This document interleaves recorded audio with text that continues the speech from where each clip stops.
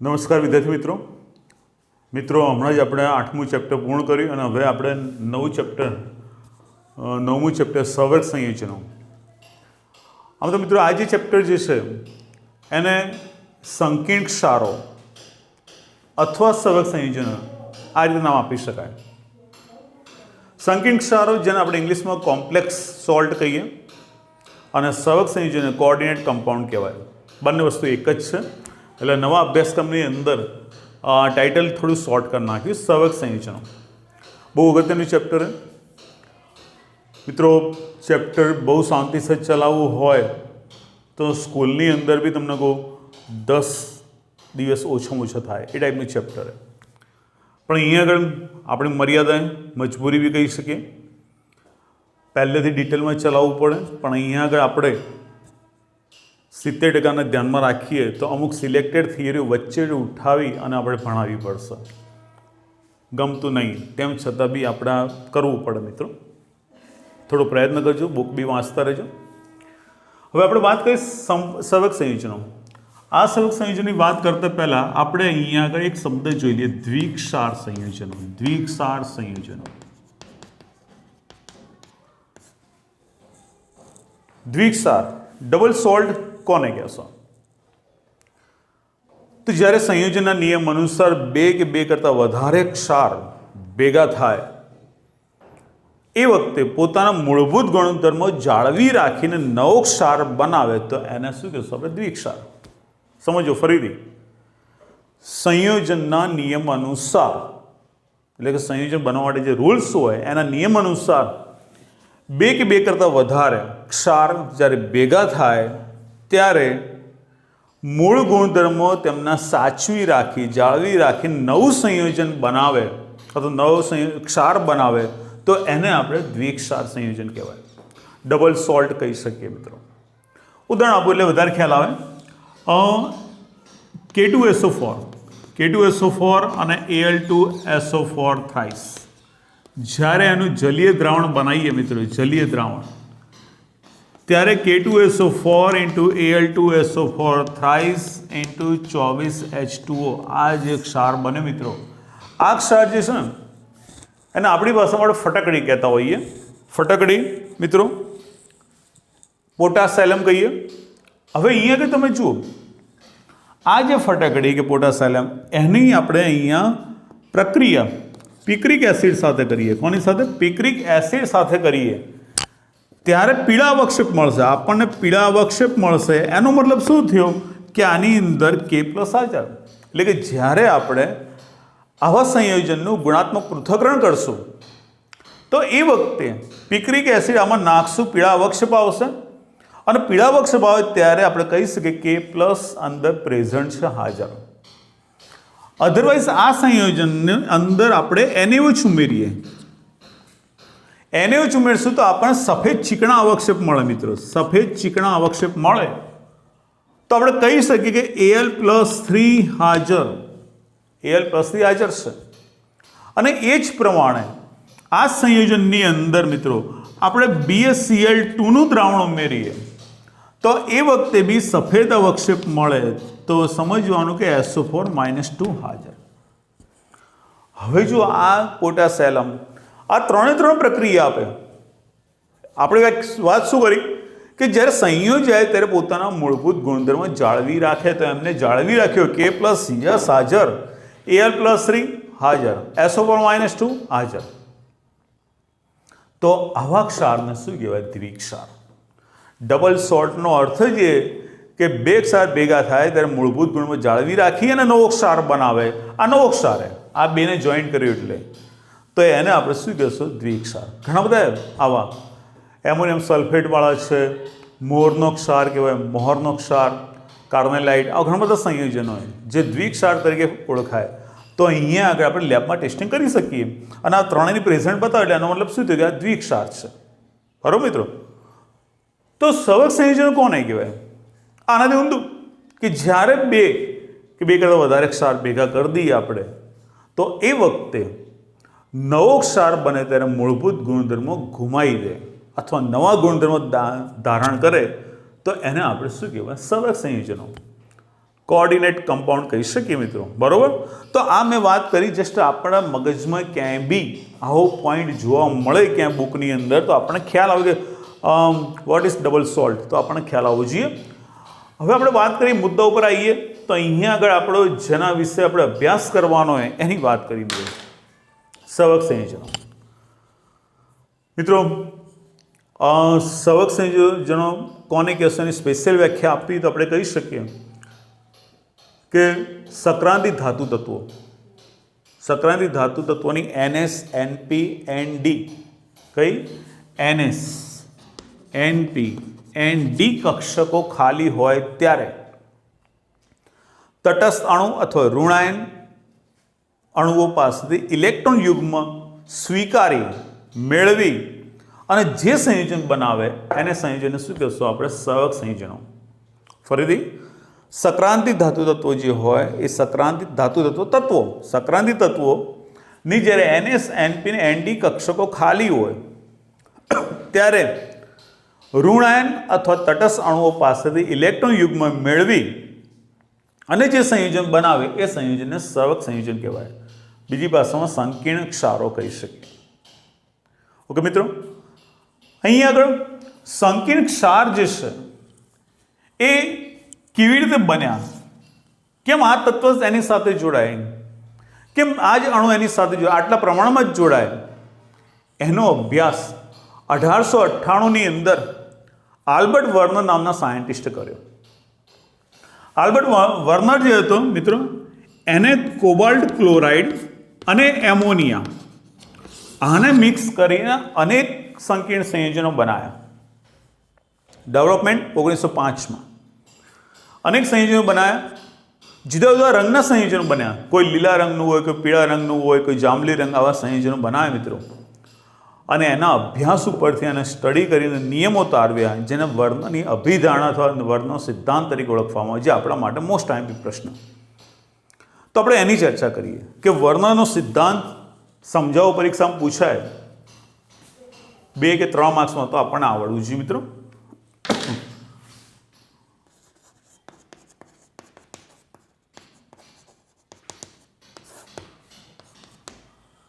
મિત્રો, વર્ણનો સિદ્ધાંત જૂના સિલેબસની અંદર એના ઘણા બધા મુદ્દા હતા. નવા સિલેબસમાં 3-4 મુદ્દા છે, આજે આપણે યાદ કરી દઈએ.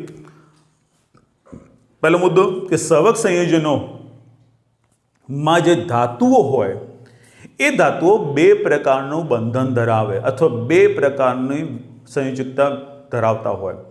ફરીથી બોલું મિત્રો, સવક સંયોજનની અંદર ધાતુઓ જે હોય એ ધાતુઓ 2 પ્રકારના બંધન ધરાવે અથવા 2 પ્રકારની સંયોજકતા ધરાવે છે. આ પહેલો આપણને નિયમ યાદ હોવો જોઈએ, પછી આપણે ડિટેલમાં સમજીએ. બીજો મુદ્દો, પ્રાથમિક સંયોજકતા. સામાન્ય રીતે એની બે પ્રકારની સંયોજકતા કીધી, એમાં પ્રાથમિક સંયોજકતા સામાન્ય રીતે એ આયનીકરણ પામતી હોય. એટલે કે પ્રાથમિક સંયોજકતા જે છે એ આયનીકરણ પામતી હોય અને એ મોટા ભાગે ઋણાયન વડે સંતોષાય. શેના વડે મિત્રો? ઋણાયન વડે સંતોષાય. હવે હું આ બોલું છું, તમને ખ્યાલ નહીં આવતો, પણ આપણે ઉદાહરણ લેશું એટલે વધારે ખ્યાલ આવશે. તો બીજો નિયમ કયો કીધું આપણે? પ્રાથમિક સંયોજકતા એ આયનીકરણ પામે એવી હોય અને ઋણાયન દ્વારા સંતોષાય. ત્રીજો મુદ્દો, દ્વિતીયક સંયોજકતા. દ્વિતીયક સંયોજકતા જેને બિન આયનીકરણ કહેવાય, કે જેનું આયનીકરણ પામતી નહીં મિત્રો, એ આયનીકરણ પામતી નહીં અને એ ઋણાયન અને તટસ્થ અણુ દ્વારા સંતોષાય. ઋણાયન અને તટસ્થ અણુ દ્વારા સંતોષાય. બરોબર, આ ધ્યાન રાખજો. અને બીજું ખાસ મિત્રો કે આવી દ્વિતીય સંયોજકતા એ સવર્ગાંક જેટલી હોય, કોઓર્ડિનેટ નંબર જેટલી હોય. સવર્ગાંક શું એની બી ચર્ચા કરીએ આપણે. તો સવર્ગાંક જેટલી હોય, બીજી ભાષામાં કહેવું કોઓર્ડિનેટ નંબર જેટલી હોય છે દ્વિતીય સંયોજકતા. પછીનો પોઈન્ટ, આવા સવક સંયોજનની અંદર દ્વિતીયક સંયોજકતાથી જોડાયેલા સક્રાંત ધાતુ આયન સાથે જોડાયેલા અણુઓ હોય એમની વચ્ચે સવર્ગ સંયોજક બંધ બને. સવર્ગ સંયોજક બંધ જે દિશાકીય હોય અને પરિણામે આવા સંયોજન વિવિધ પ્રકારની ભૌમિતિક રચના ધરાવતા હોય. વિવિધ પ્રકારની માં કે 4 અણુ જોડાયેલા હોય તો 2 પ્રકાર બને, સમતલીય, ચોરસ, સમચતુષ્ફલકીય. 6 અણુ જોડાયેલા હોય તો અષ્ટફલકીય રચના બને. તો આને ભૌમિતિક રચના કહેવાય. 4 જ મુદ્દા મિત્રો, બરોબર. હવે આપણે ઉદાહરણ દ્વારા સમજીએ. પહેલો મુદ્દો આપણે શું કીધું કે 2 પ્રકારના બંધન ધરાવે. ઉદાહરણ તરીકે અહીંયા આગળ તમે જુઓ, આ એક ઉદાહરણ લઈએ આપણે, CO NH3 6 × Cl3 મિત્રો. આ સક્રાંતિક ધાતુ તત્વ છે. સક્રાંતિક ધાતુ તત્વ Cl સાથે પ્રાથમિક સંયોજકતાથી જોડાયેલું મિત્રો. આનો વીજભાર કેટલો? એક Cl નો -1 તો 3 નો કિલો -3, તો આનો કેટલો થશે? +3. તો આયનિક બંધથી જોડાયેલું. હવે જ્યારે મિત્રો આનું આપણે આયનીકરણ કરીએ પાણીની અંદર તો આ છૂટું પડી જાય. આયનિક બંધથી જોડાયેલું આયનીકરણ પામે. ક્લિયર? બીજો મુદ્દો, દ્વિતીયક સંયોજકતા. અહીં તમે જોઈ શકો દ્વિતીયક સંયોજકતા બિન આયનીકરણ હોય, આ દ્વિતીયક સંયોજકતાથી જોડાયેલો હોય CO સાથે.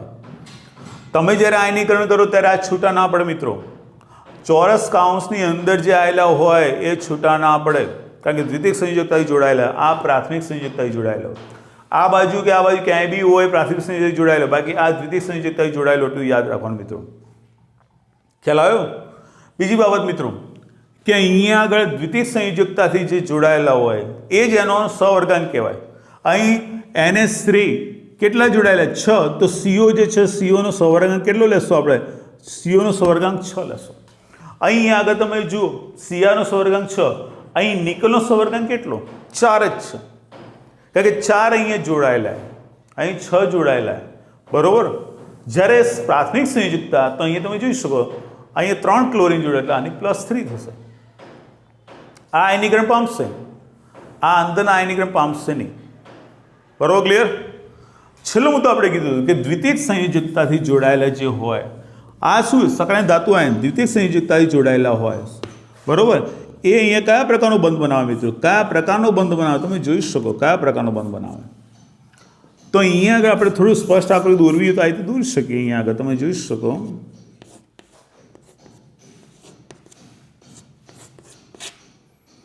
હવે જો અહીંયા આગળ NH3 અને અહીંયા NH3 આને જોઈન્ટ કરો તો આપણે આ રીતનો અષ્ટફલકીય આકાર બનશે મિત્રો. અષ્ટફલકીય આકાર. તો તમે જોઈ શકો જો અહીંયા નિકલ છે તો નિકલ આ રીતે જોડાયેલો, નિકલ સાથે આ રીતે CO જોડાયેલા હોય.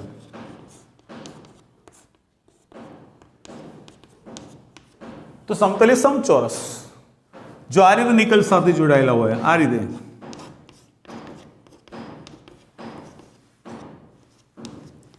સમચતુષ્ફલકીય આકાર દિશાકીય ગુણધર્મ ધરાવે, એટલા માટે ભૌમિતિક રચના ધરાવતા હોય. તો મને લાગે ત્યાં સુધી ખ્યાલ આવી ગયો છે. ફરીથી મિત્રો ખાસ ધ્યાન રાખજો, જ્યારે સંકીર્ણ લખીએ ત્યારે સંકીર્ણની અંદર ચોરસ કાઉન્સમાં જ સંકીર્ણ લખવો પડે. ચોરસ કાઉન્સની અંદર હંમેશા ચોરસ કાઉન્સમાં પહેલું સક્રાંતિક ધાતુ આયન આવશે. સક્રાંતિક ધાતુ આયન જે આગળ આપણે શ્રેણીઓ ભણી ગયા 8મા ચેપ્ટરમાં, બરોબર. એ અહીંયા કમ્પલસરી સક્રાંતિક ધાતુ અહીંયા જે જોડાય મિત્રો અંદરની બાજુ એ આની સાથે દ્વિતીયક સંયોજકતાથી જોડાયેલા હોય. 4 હોય 6 હોય એ ટાઈપના હશે, બરોબર મિત્રો. અને જે પ્રાથમિક સંયોજક એ હંમેશા અહીંયા આની જમણી બાજુ ઋણાયન હશે, અહીંયા હંમેશા ઋણાયન. જો આ બાજુ હોય આ રીતે જોઈ શકો તો અહીંયા ધન આયન હશે. તો આ રીતે સંકીર્ણને દર્શાવવું પડે, બરોબર. તો ખ્યાલ આવી ગયો તમને? આ પ્રાથમિક સંયોજકતા, આ દ્વિતીય સંયોજકતાથી આનું આયનીકરણ થાય, આનું આયનીકરણ ના થાય, બરોબર. આ જેટલા જોડે એનો સહવર્ગાંક કહેવાય અને જુદા જુદા આકાર ધરાવતા હોય, ભૌમિતિક રચના ધરાવતા હોય. તો આટલા મુદ્દાની આપણે આ પ્રશ્નની અંદર ચર્ચા કરવાની. ઓકે મિત્રો. બહુ અગત્યનો પ્રશ્ન આપણે જોયો હમણાં. વર્ણનો સિદ્ધાંત ઉદાહરણ દ્વારા સમજાવો પૂછે તો આપણને આવડવું જોઈએ. હવે આપણે સંકીર્ણ અથવા સવર્ગ સંયોજનો જે છે એની અંદર કેટલાક અગત્યના પર્યાય અથવા પદોની આપણે ચર્ચા કરી લઈએ. તો જો પહેલું સવર્ગ સ્પીસીસ છે, મધ્યસ્થ પરમાણુ અથવા આયન. લિગેન્ડ કોને કહેવાય? સહવર્ગાંક એટલે શું? સવર્ગ પ્રભાવ ક્ષેત્ર, સવર્ગ બહુફલક, મધ્યસ્થ પરમાણુનો ઓક્સિડેશનાંક, હોમોલેપ્ટિક, હિટ્રોલેપ્ટિક.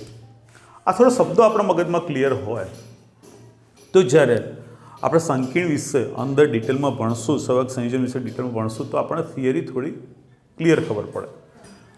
જો કે પૂછાય નહીં પણ આપણને ખ્યાલ હોવો જોઈએ કે આ શું કહેવા માગે. પહેલું સવર્ગ સ્પીસીસની વાત કરીએ મિત્રો.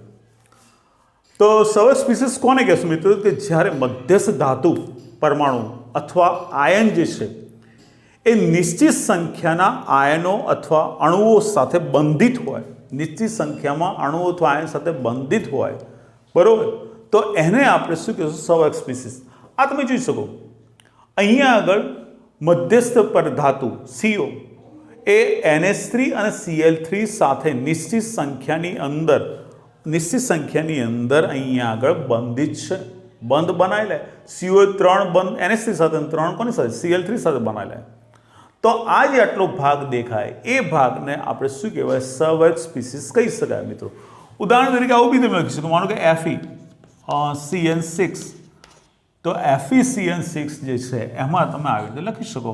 માનો કે અહીંયા આગળ +3 લઈએ, બરાબર, તો +3 એટલે એક જ મિનિટ -6, અહીંયા -3 લઈએ મિત્રો. તો હવે જોઈએ આગળ Fe જે છે એ Fe અહીંયા આગળ 6 CN સાથે જોડાયેલો, 6 CN સાથે બંધમાં જોડાયેલો હોય, ચોક્કસ સંખ્યામાં જોડાયેલો. તો આ જે ભાગ જે છે એ ભાગને આપણે શું કહેશું અહીંયા આગળ? તો સવર્ગ સ્પીસીસ. ઇવન તમે આવી રીતે લખો NiCO4 લો તમે, બરાબર, તો અહીંયા આગળ આ પણ શું કહેવાય? ચોક્કસ સંખ્યામાં નિકલ સાથે 4 CO જોડાયેલા છે, બરાબર, નિશ્ચિત સંખ્યામાં. તો આ શું કહેશું આપણે? સવર્ગ સ્પીસીસ કહી શકાય. Okay, clear? ચલો બીજો મધ્યસ્થ પરમાણુ. મધ્યસ્થ પરમાણુ કોને કહેવાય? સંકીર્ણ સંયોજન હોય એની અંદર મિત્રો પરમાણુ કે આયન કે જેની આસપાસ નિશ્ચિત સંખ્યાની અંદર સમૂહ અથવા આયન જોડાયેલા હોય, ગોઠવાયેલા હોય ભૌમિતિક રચનાના, તો એ જે પરમાણુ કે આયન મધ્યસ્થમાં હોય એને અહીંયા આગળ મધ્યસ્થ પરમાણુ કહી શકીએ. અહીંયા આગળ સક્રાંતિ ધાતુ તત્વો હોય એને આપણે શું કહેશું? મધ્યસ્થ પરમાણુ. અહીં નિકલ જે છે તો નિકલ જે છે એની સાથે CO જે છે એ CO ભૌમિતિક રચના આ રીતની ધરાવતા હોય, આ રીતે જોડાયેલા હોય, બરાબર, આ પ્રકારની સમતલીય ચોરસ રચના બનાવતા હોય. તો આ જે નિકલ જે છે એ નિકલ શું આપણા માટે? મધ્યસ્થ પરમાણુ. ખ્યાલ આવે મિત્રો? મધ્યસ્થ પરમાણુ. અહીંયા આગળ Fe+3 જે છે એ Fe એ અહીંયા આગળ આ રીતે અહીંયા આગળ જોડાયેલો હોય, આ લિગેન્ડ છે, આ રીતે જોડાયેલો હોય, બરાબર, અને અહીંયા ઉપર આપણે -3 લખેલું હોય આ રીતે ચોરસ કૌંસમાં. તો આ અષ્ટફલકી રચના. તો અહીંયા આ Fe શું હોય? મધ્યસ્થ પરમાણુ, નિશ્ચિત સંખ્યામાં બંધ દ્વારા જોડાયેલો હોય, બરાબર. હંમેશા મધ્યસ્થ પરમાણુ તરીકે સક્રાંતિ ધાતુ આયન જ હશે, કોઈ બીજું શ્રેણીનું તત્વ નહીં હોય. પ્રથમ, દ્વિતીય, તૃતીય, ચતુર્થ શ્રેણીનું જ તત્વ જોવા મળશે સંકીર્ણ સંયોજનમાં. ઓકે, લિગેન્ડની વાત કરીએ. હવે તો લિગેન્ડની વાત કરીએ આપણે તો લિગેન્ડ અહીં ધ્યાનથી જોવા જેવું કે સક્રાંતિ ધાતુ આયન જે છે એ સક્રાંતિ ધાતુ આયન સાથે સવર્ગ સંયોજક બંધથી જે જોડાયેલા હોય અણુ, આયન અથવા તટસ્થ અણુઓ, તો એ લિગેન્ડ કહેવાય. લિગેન્ડ દ્વિતીયક સંયોજકતા જોડાયેલા હોય, અંદર હોય એ જ. આ બધા જે દોરે આપણે લિગેન્ડ કહેવાય. તો લિગેન્ડ અહીંયા આગળ ધ્યાનથી યાદ રાખશું આપણે, સક્રાંતિ ધાતુ આયન સાથે દ્વિતીયક સંયોજકતા જોડાયેલા હોય એને લિગેન્ડ કહેવાય. મિત્રો લિગેન્ડ જે છે એના બી પ્રકાર છે. એક દંતીય લિગેન્ડ,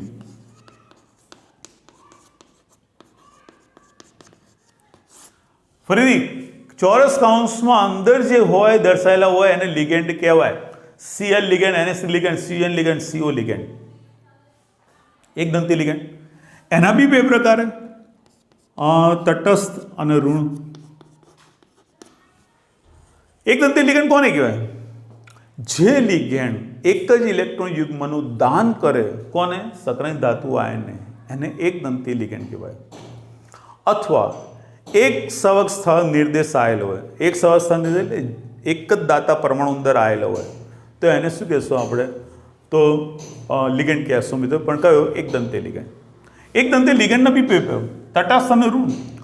તટસ્થ જે છે એમાં NH3 લઈ શકો તમે, H2O લઈ શકો, ઘણા બધા. આ બધા તટસ્થ લિગેન્ડ કહેવાય. ઋણ લિગેન્ડ Cl- લો, Br-, I-, OH-, આ બધા જે એ ઋણ લિગેન્ડ કહેવાય. પણ કયા છે આ બધા? એક દંતીય. एक ज इलेक्ट्रॉन युग्मનું દાન કરશે. કોને દાન કરશે? સક્રાંતિક ધાતુ આયનને જ દાન કરશે. બરોબર. ચલો, તો અહીંયા આ દેખાય તમે તટસ્થ લિગેન્ડ, આ ઋણ લિગેન્ડ, આ ઋણ લિગેન્ડ, આ તટસ્થ લિગેન્ડ, બધા એક દંતીય. હવે આપણે વાત કરીએ દ્વિદંતીય લિગેન્ડ. દ્વિદંતીય જે અણુ કે પરમાણુ અથવા આયન બે ઇલેક્ટ્રોન યુગ્મનું દાન કરે. કોને? સક્રાંતિક ધાતુ તત્વને બે ઇલેક્ટ્રોન યુગ્મનું દાન કરે એને શું કહેવાય? દ્વિદંતીય લિગેન્ડ. દ્વિદંતીય લિગેન્ડમાં બી બે પ્રકાર મિત્રો, તટસ્થ અને ઋણ. મિત્રો તટસ્થ જે છે એ તટસ્થની અંદર તમે આવું લખી શકો, EN લઈ શકો, PN લઈ શકો. EN ethane 1,2 ડાયામાઇન, PN propane 1,3 ડાયામાઇન. તો એ તટસ્થ લિગેન્ડ પણ કેવાય? દ્વિદંતીય લિગેન્ડ. આ જે છે EN એનું ઉદાહરણ લખવું તો લખી શકો NH2 CH2 CH2 NH2. મિત્રો અહીંયા આગળ નાઇટ્રોજન, બે નાઇટ્રોજન બંને ઇલેક્ટ્રોન યુગ્મનું દાન કરે એટલે દ્વિદંતીય તટસ્થ લિગેન્ડ. તટસ્થ એટલા માટે ઉપર કોઈ પ્લસ માઇનસ આવેલું નહીં. ઋણ દ્વિદંતીય લિગેન્ડની વાત કરો, ઋણ, તો ઋણમાં બી મિત્રો ઘણા, માનો કે ઉદાહરણ આપો તમે CO3-2, તો ઋણ દ્વિદંતીય લિગેન્ડ છે. આની અંદર બે ઇલેક્ટ્રોન યુગ્મનું દાન કરશે સક્રાંતિક ધાતુ આયન. અને ઘણા બધા પ્રકારનું બધું આપણે IUPAC નામકરણ કરશું તો એટલે બોર્ડ ઉપર હું બધા લખીને તમને એક જણાવીશ અને આપણે યાદ રાખવા પડશે, મસ્ટ બી. ઓકે, તો આ દ્વિદંતીય ઋણ, દ્વિદંતીય લિગેન્ડની વાત કરી, ઋણ ને તટસ્થ. એના પછી મિત્રો આપણે વાત કરીએ ત્રિદંતીય લિગેન્ડ. ત્રિદંતીય લિગેન્ડ તો જે તટસ્થ અથવા ઋણાયન ત્રણ ઇલેક્ટ્રોન યુગ્મનું દાન કરે અથવા ત્રણ સવક સંયોજક બંધ બનાવે તો એને શું કહેશો આપણે? ત્રિદંતીય લિગેન્ડ. એમાં બી બે પ્રકાર મિત્રો, તટસ્થ અને ઋણ. તટસ્થની અંદર તમે અહીંયા આગળ PTN લખી શકો, પ્રોપેન 1,2,3 ટ્રાયામાઇન. બરોબર મિત્રો. ઉદાહરણ લખું તો લખી શકો CH2 CH CH2 NH2 NH2 અને NH2. તમે જુઓ, ત્રણ નાઇટ્રોજન ત્રણ ઇલેક્ટ્રોન યુગ્મનું દાન કરશે તો એને PTN કહેવાય, તટસ્થ છે. ઋણની અંદર તમે એક ઉદાહરણ આપી દો હાલ પૂરતું, તો ફોસ્ફેટ PO4-3 ત્રણ ઇલેક્ટ્રોન યુગ્મનું દાન કરશે અહીંયા આગળ, માટે આને શું કીધું આપણે? ઋણ ત્રિદંતીય લિગેન્ડ. બરોબર મિત્રો. છેલ્લો એક હજી પ્રકાર બીજો, આ બધી આપણે લિગેન્ડની ચર્ચા કરી રહ્યા, લિગેન્ડના પ્રકાર શું એની વાત કરીએ. એક હજી બી આપણે ષષ્ઠદંતીય લિગેન્ડ કે જે અહીં તમે જોઈ શકો 6 ઇલેક્ટ્રોન યુગ્મનું દાન કરે, 6 સવક સંયોજક બંધ બનાવે, એને ષષ્ઠદંતીય લિગેન્ડ કહેવાય મિત્રો. ષષ્ઠદંતીય લિગેન્ડ. ષષ્ઠદંતીય લિગેન્ડમાં ઉદાહરણ તરીકે આપણે EDTA લઈ શકીએ, ઇથિલિન ડાયમાઇન ટેટ્રાએસિટેટ આયન. ઇથિલિન ડાયમાઇન ટેટ્રાએસિટેટ આવે તો લખી શકો CH2 and CH2 COO- CH2 COO- and CH2 COO- CH2 COO-. જો મિત્રો, એક અહીંથી ઇલેક્ટ્રોન યુગ્મનું દાન, એક અહીંથી ઇલેક્ટ્રોન યુગ્મનું દાન, એક અહીંથી ઇલેક્ટ્રોન યુગ્મનું દાન, અહીંથી ઇલેક્ટ્રોન યુગ્મનું દાન, અહીંથી 6 થઈ ગયા તો ઇથિલિન ડાયમાઇન ટેટ્રાએસિટેટ કહેવાય. બરાબર, EDTA. તો આ ષષ્ઠદંતીય લિગેન્ડ. તો લિગેન્ડ એકદંતીય, દ્વિદંતીય, ત્રિદંતીય અને ષષ્ઠદંતીય લિગેન્ડ બી આવી શકે મિત્રો.